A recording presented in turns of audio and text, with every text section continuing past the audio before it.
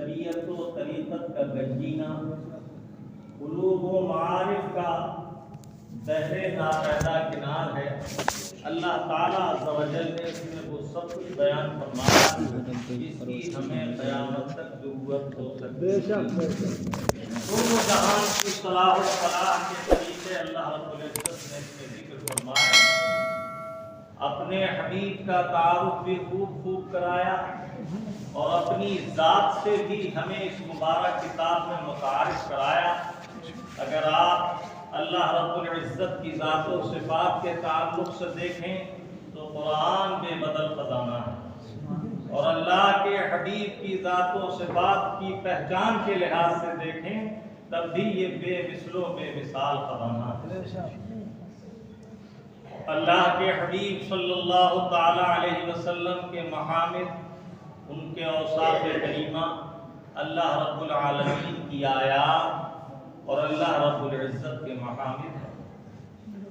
صانع سے نمودار ہے، صنعت سے نمودار ہے صانع کی حقیقت۔ جب آپ کسی چیز کی خوبیاں بیان کرتے ہیں تو اس چیز کے بنانے والے کی تعریف اس سے واضح ہوتی ہے۔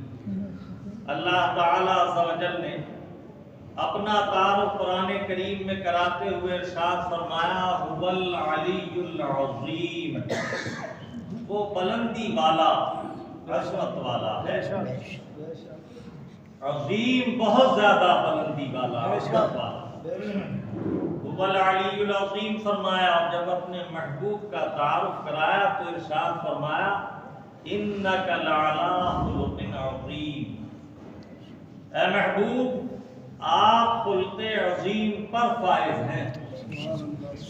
اللہ رب العزت نے اپنی عظمتوں کا ذکر هو العلی العظیم سے فرمایا اور محبوب کی صفات عالیہ کا ذکر انک لعلی خلق عظیم سے فرمایا۔ ہم تو یہ دیکھتے ہیں کہ قرآن کریم کا مطالعہ کرنے والے جب اس آیت طیبہ کی تلاوت کرتے ہیں کل متاع الدنیا قلیل، تو اگرچہ ان کا علم قلیل ہے لیکن جب اللہ رب العالم کے اس عالم بسیط کی طرف ان کی نظر جاتی ہے، شرق سے غرب تک، شمال سے جنوب تک، ہر جانب نظر کرنے کے بعد اللہ تعالیٰ عز و جل کی بے شمار نعمتیں نظر آتی ہیں۔ اور یہ تو عالم ظاہر کی بات ہے، اگر انسان اپنے نفوس کی طرف متوجہ ہو تو بے شمار نعمتوں کا مجموعہ خود اس کی ذات ہے، اور ہر نعمت اپنی جگہ بے بدل ہے، بے مثل ہے۔ اس سب کے باوجود اللہ رب العزت نے آپ انسان کی تھوڑی سی التفات کی ضرورت ہے، تھوڑے سے التفات سے اندازہ کیجیے، اگر کسی بھائی کے سر کے بال چلے جائیں اور اس کا سر چکنا ہو جائے، اس سے پوچھو کہ بالوں کی اس کے نزدیک کیا قدر و قیمت ہے۔ جب تک آپ کسی نعمت سے لطف اندوز ہوتے ہیں، اس نعمت کے مفقود ہوئے بغیر، اس نعمت سے دور ہوئے بغیر، اس نعمت کی حقیقت سے آپ آشنا نہیں ہوتے۔ کسی بھائی کی اگر آنکھ چلی جائے تو اس سے پوچھو کہ آنکھ کی نعمت کا کیا بدل ہے اس کے پاس، اور اس کے نزدیک آنکھ جیسی نعمت کی کیا قیمت ہے۔ اعضاء و جوارح میں بے شمار نعمتیں ہیں، یہ تو توجہ دلانے کے لیے میں نے چند باتیں عرض کر دیں، اور ہر نعمت کا حال یہ ہے کسی بھائی کے اگر گردے کا تبادلہ کرنا پڑ جائے تو لاکھوں روپے پر بن جاتی ہے۔ ایک گردے کی قیمت کا اندازہ جس نے گردہ کھو دیا ہو، جس کا گردہ خراب ہو گیا ہو، اسے اندازہ ہوگا کہ کڈنی پلانٹ میں کتنا پیسہ خرچ ہوتا ہے، اور اس کے بعد بھی رب العزت نے جو گردہ عطا کیا تھا، جس کو تم نے استعمال کیا اس سے پہلے، اس کے برابر یا اس جیسا اس کا عمل نہیں ہو سکتا، اس لیے کہ وہ تو بے بدل نعمت تھی، بیش قیمت نعمت تھی۔ ان تمام کے باوجود اللہ رب العزت فرماتا کل متاع الدنیا قلیل۔ جب اس کے قلیل کا یہ حال ہے تو عظیم کا حال کیا ہوگا؟ عظیم کی عظمتوں کو کون جان سکتا ہے؟ اللہ رب العزت نے اس قلیل سے متعلق قرآن کریم میں متعدد مقامات پر چیلنج فرمائے. ایک جگہ ارشاد فرمایا وَإِن تَعُدُّوا نِعْمَتَ اللَّهِ فَلَا تُحْصُوهَا، اگر تم سے ہم یہ حکم دیں کہ ہماری نعمتوں کو شمار کرو تو تم اسے شمار نہیں کر سکتے. بلکہ میں تو عرض کرتا ہوں تمام نعمتوں کا مجموعہ تو بے شمار ہے. ہم سے یہ ممکن نہیں کہ ہم یہ بیان کر سکیں کہ اس سال اللہ رب العزت نے کتنے سیب پیدا فرمائے، کتنے انگور پیدا فرمائے یا کتنے انار پیدا فرمائے، اور یہ بھی ممکن نہیں کہ کس انار میں کتنے دانے رکھے. ہم تو اس کی شمار سے بھی عاجز ہیں. جب ہم ایک نعمت شمار نہیں کر سکتے تو تمام نعمتوں کی شمار کون کر سکتا ہے؟ ہم ناقص انسان، اور وہ مالک انس و جان اللہ رب العزت نے اپنی اس دنیا کو تمام عظمتوں اور نعمتوں کے باوجود فرمایا قل متاع الدنیا قلیل. اے محبوب آپ فرمائیے یہ قلیل ہے، بہت تھوڑی ہے. جس رب عز و جل کی تھوڑی نعمت کا یہ حال ہو، وہ رب العزت جسے عظیم فرمائے اس کا حال کیا ہوگا؟ ایک اور مقام پر اپنے محبوب صلی اللہ تعالی علیہ وسلم کی مدح میں اللہ رب العزت ارشاد فرماتا ہے وَكَانَ فَضْلُ اللَّهِ عَلَيْكَ عَظِيمًا. اے محبوب آپ پر آپ کے رب کا فضل عظیم ہے. جس رب کے قلیل کو ہم شمار نہیں کر سکتے اس کے عظیم کا اندازہ کون کر سکتا ہے؟ مجھے اس وقت یاد آیا سیدی شاہ عبدالحق محدث دہلوی علیہ الرحمت والرضوان نے آیت طیبہ قُلْ لَوْ كَانَ الْبَحْرُ مِدَادًا لِكَلِمَاتِ رَبِّهِ لَنَفِدَ الْبَحْرُ قَبْلَ أَن تَنفَدَ كَلِمَاتُ رَبِّي وَلَوْ جِئْنَا بِمِثْلِهِ مَدَدًا. اے محبوب آپ فرما دیجئے کہ تم اپنے رب کے کلمات علیہ کو شمار نہیں کر سکتے اگرچہ تم ساتوں سمندروں کی سیاہی بنا لو، اگرچہ تم سارے عالم کے درختوں کے قلم بنا لو اور پھر لکھنا چاہو تو اللہ کے کلمات کو لکھ نہیں سکتے. سیدی شاہ عبدالحق محدث دہلوی رحمت اللہ تعالی علیہ فرماتے ہیں کہ اس کی چند تفسیریں ہیں. ایک تو کلمات اللہ سے اللہ کے کلمات مراد ہے، ایک فرمایا کلمات اللہ سے آیات اللہ مراد ہیں، شاعر اللہ مراد ہے، اللہ کی نشانیاں اس کی پہچان کی آیات، اور پھر فرمایا اس سے اللہ تعالی کی عظمتیں اور اس کی صفات مراد ہیں. اور ایک تفسیر میں فرمایا کہ اس آیت طیبہ سے پیارے آقا محمد رسول اللہ صلی اللہ تعالی علیہ وسلم کے اوصاف عالیہ مراد ہیں.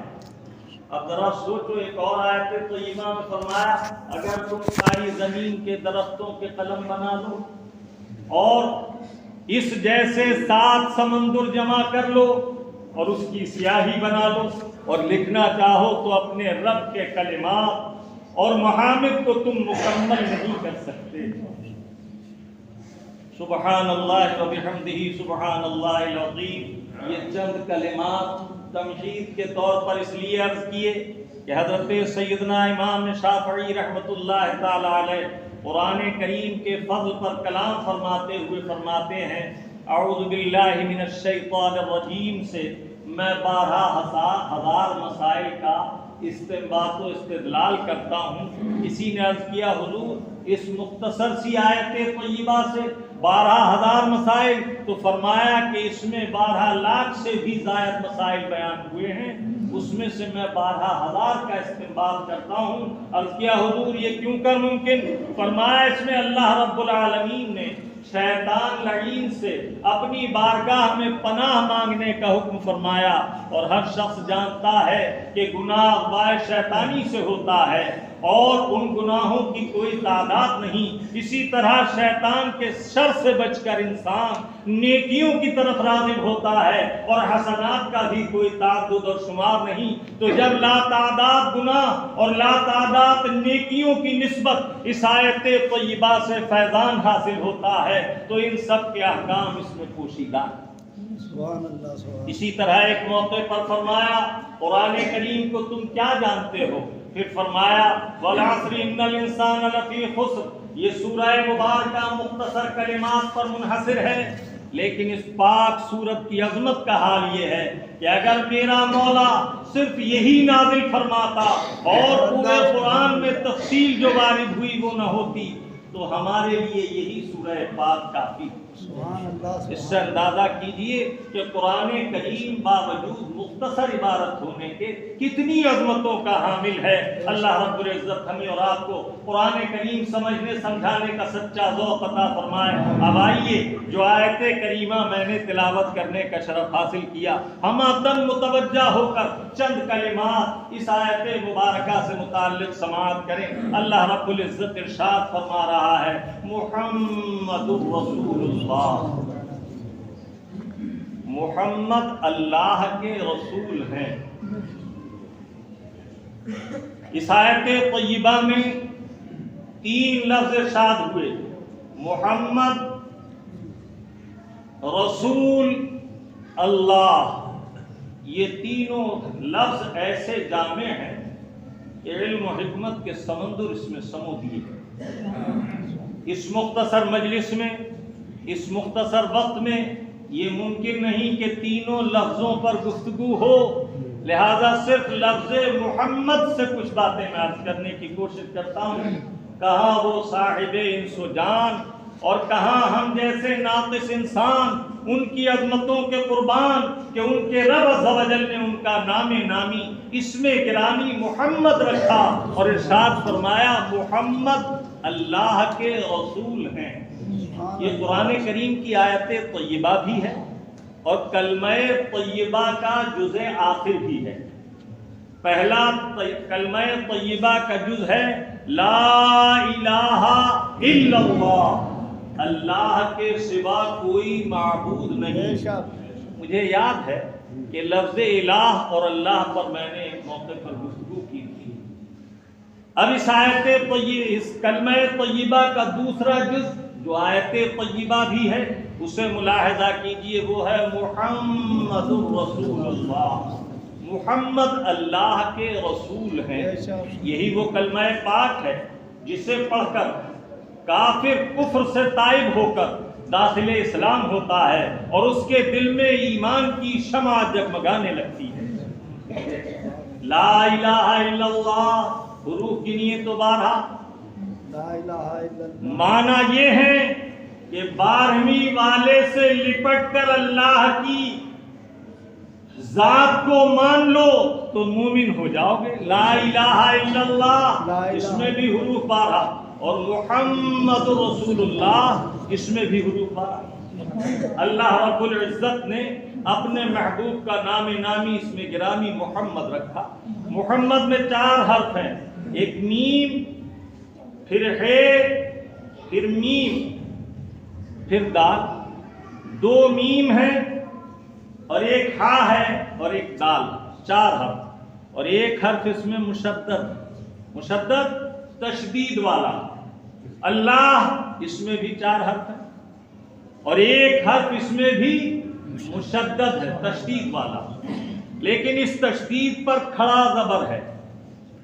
اللہ، جس سے اشارہ ہے کہ یہ ذات بلند و بالا ہے. جبھی تو کسی عارف نے کہا خدا و مصطفیٰ کی رمز سے ادراک عاجز ہے، ہم اپنی عقلوں سے اللہ اور مصطفیٰ کی عظمتوں کو نہیں سمجھ سکتے. خدا و مصطفیٰ کی رمز سے ادراک عاجز ہے، خدا کو مصطفیٰ جانے، محمد کو خدا جانے. محمد جب ہم نام سرکار کا لیتے ہیں صلی اللہ علیہ وسلم کہتے رہیے، جب ہم نام لیتے ہیں سرکار کا تو اللہ، دونوں لب علیحدہ علیحدہ ہو گئے. نیچے کا لب نیچے کی جانب، اوپر کا اوپر کی جانب. اشارہ یہ ہے کہ تم پستی والے ہو، وہ بلند و بالا ہے، تمہاری رسائی اس تک کیسے ممکن ہے. لیکن جب محمد کہا تو دونوں لب ایک دوسرے سے لپٹ گئے.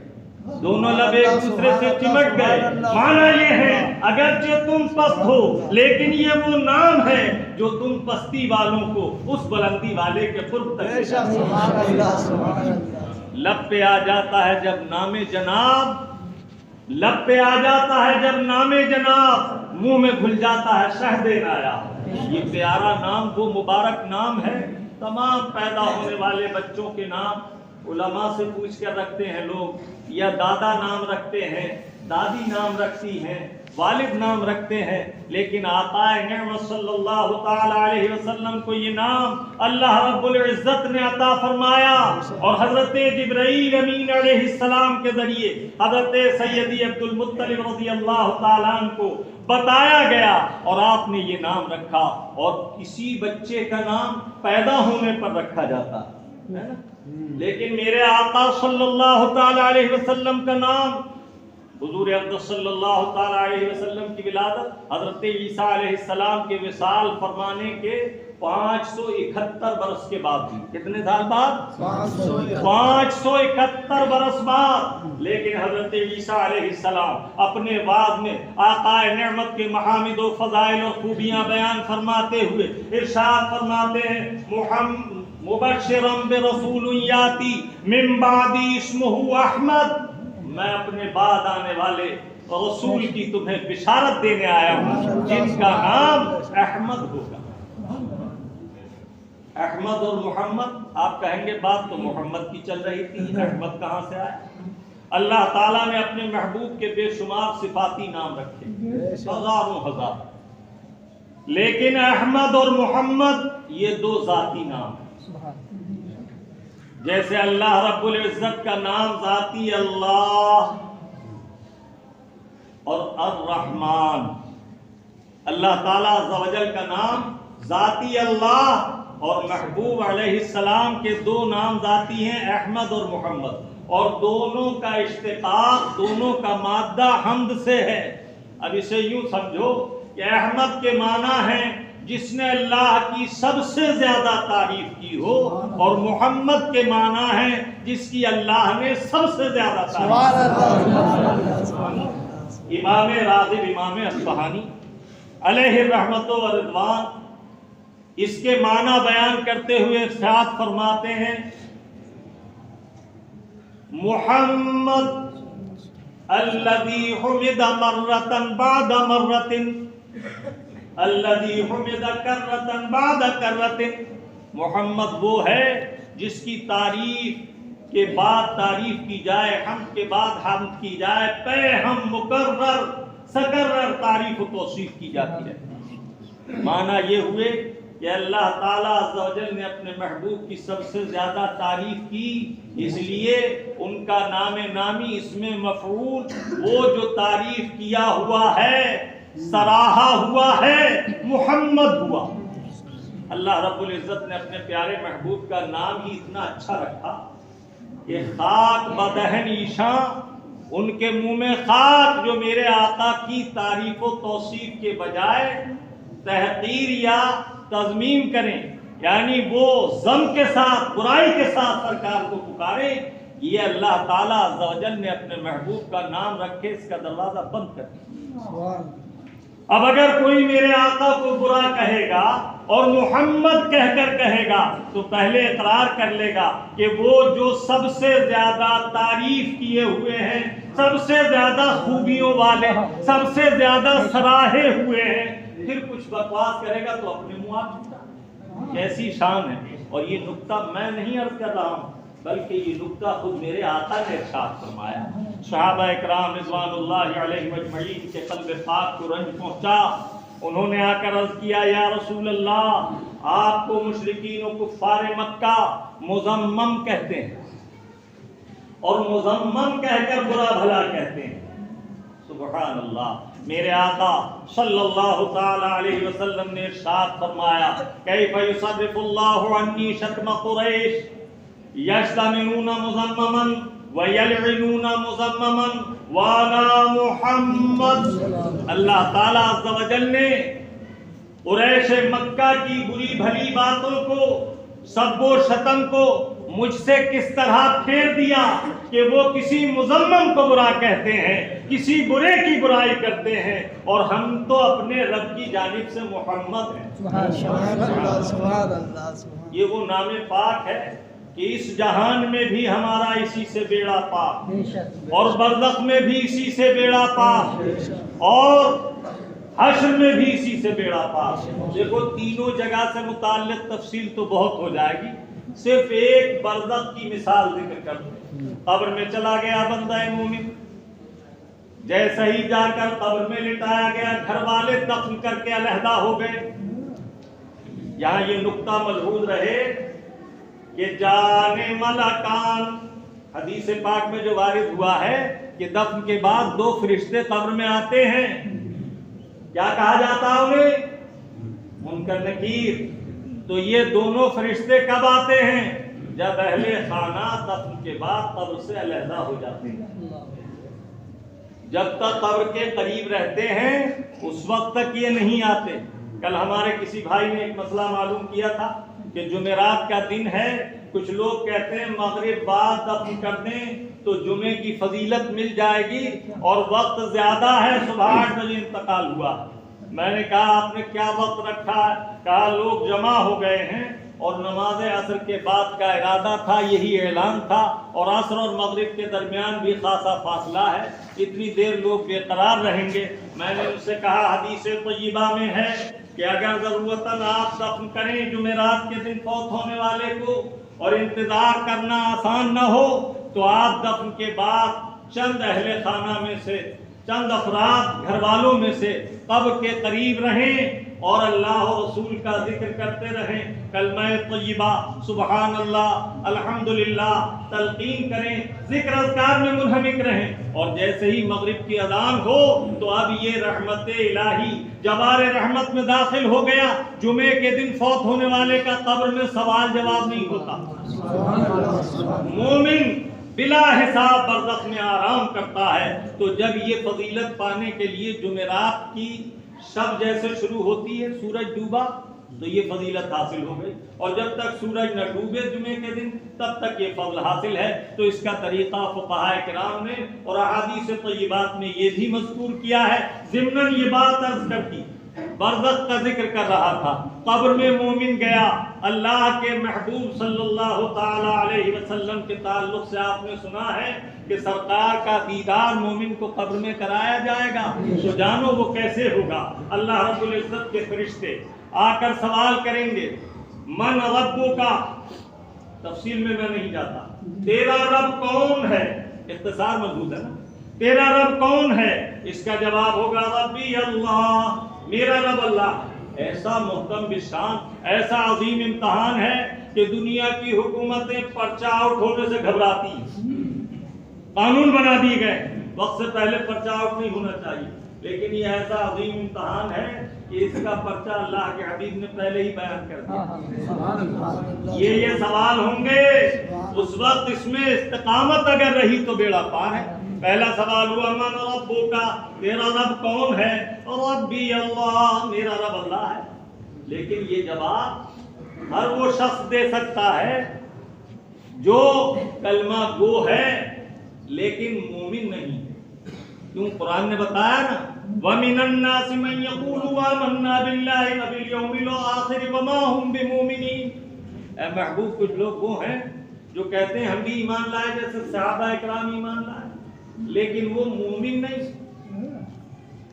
اولاً تو وہ جواب ہی نہ دے پائے گا، اور اگر جواب دے بھی دیا تو اس جواب کے بعد دوسرا سوال ہوگا ما دینوں کا، تیرا دین کیا ہے؟ اب جتنے باطل فرقے ہیں سب اپنا دین اسلام ہی بتا رہا ہے۔ چکرالوی سے پوچھو تمہارا دین کیا اسلام، وہابی سے پوچھو تمہارا دین کیا اسلام، دیوبندی سے پوچھو تمہارا دین کیا اسلام، غیر مقلد سے پوچھو تمہارا دین کیا اسلام، سلفی سے پوچھو تمہارا دین کیا اسلام، لیکن دین کی ہوا بھی نہ لگے۔ یہ تو کل قیامت میں پتا چلے گا کہ تم دیندار تھے یا دیندار، تو وہاں پتا چلے گا۔ لیکن اب دوسرے سوال پر اگر جواب دے بھی دیا، اولاً تو دے نہ پائے گا، تو اب تیسرا سوال، سب یہی کہتے ہیں میرا دین اسلام، اور میرا رب اللہ. لیکن فیصلہ کن سوال کیا ہے؟ ما كنت تقول في حق هذا الرجل. اللہ کے محبوب کا جلوہ دکھایا جائے گا اور پوچھا جائے گا قربان جاؤ پیارے آقا کی گولی الفاظ کی حکمتوں پر نثار ہو جاؤ. میرے آقا نے فرمایا ما كنت تقول. دنیا میں کیا کہتا تھا انہیں بتا, انہیں اب یہاں کیا کہتا تھا ان کے بارے میں.